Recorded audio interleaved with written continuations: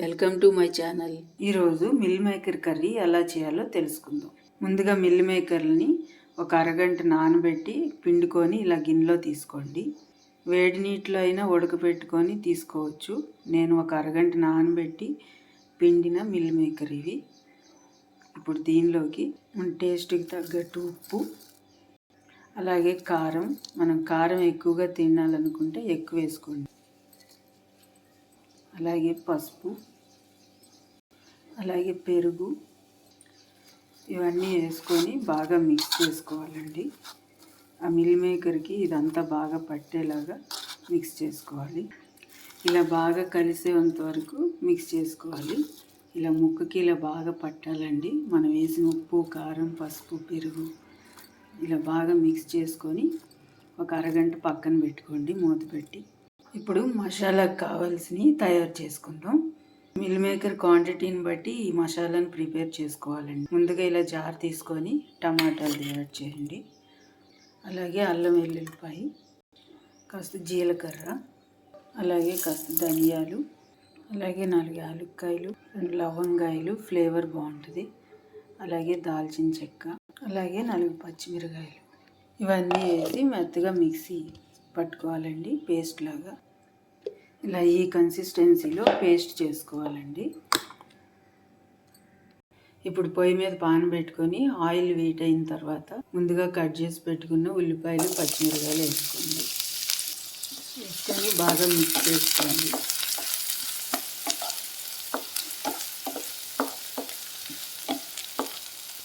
ఉల్లిపాయలు ఇలా దోరగా వేగిన తర్వాత ముందుగా మనం మ్యారినేట్ చేసి పెట్టుకున్న మిల్ మేకర్ని ఇప్పుడు యాడ్ చేయాలండి. ఇలా యాడ్ చేసుకొని బాగా మిక్స్ చేసుకోవాలి. మిల్ మేకర్ ముక్కలు ఇంత పెద్దగా మీకు వద్దనుకుంటే కట్ చేసుకోవచ్చు. నేను ఇలాగే బాగుంటుందని ఇలాగే యాడ్ చేశాను. మిల్ మేకరు ఇలా ఒక 5 మినిట్స్ ఫ్రై చేసుకోవాలండి. ఇలా 5 మినిట్స్ ఫ్రై అయిన తర్వాత ముందుగా మనం మిక్సీ వేసి పెట్టుకున్న మసాలాని దీంట్లోకి యాడ్ చేయాలి. ఇలా యాడ్ చేసి బాగా మిక్స్ చేసుకోవాలి.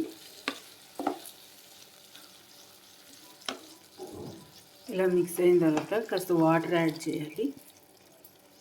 ఇలా వాటర్ యాడ్ చేసుకొని టేస్ట్ చూసుకోవాలండి. సాల్ట్ సరిపోకపోతే ఇంకాస్త యాడ్ చేసి ఇప్పుడు ఇలా మూత పెట్టి 15 నిమిషాలు మీడియం ఫ్లేమ్లో ఉడకనివ్వాలండి.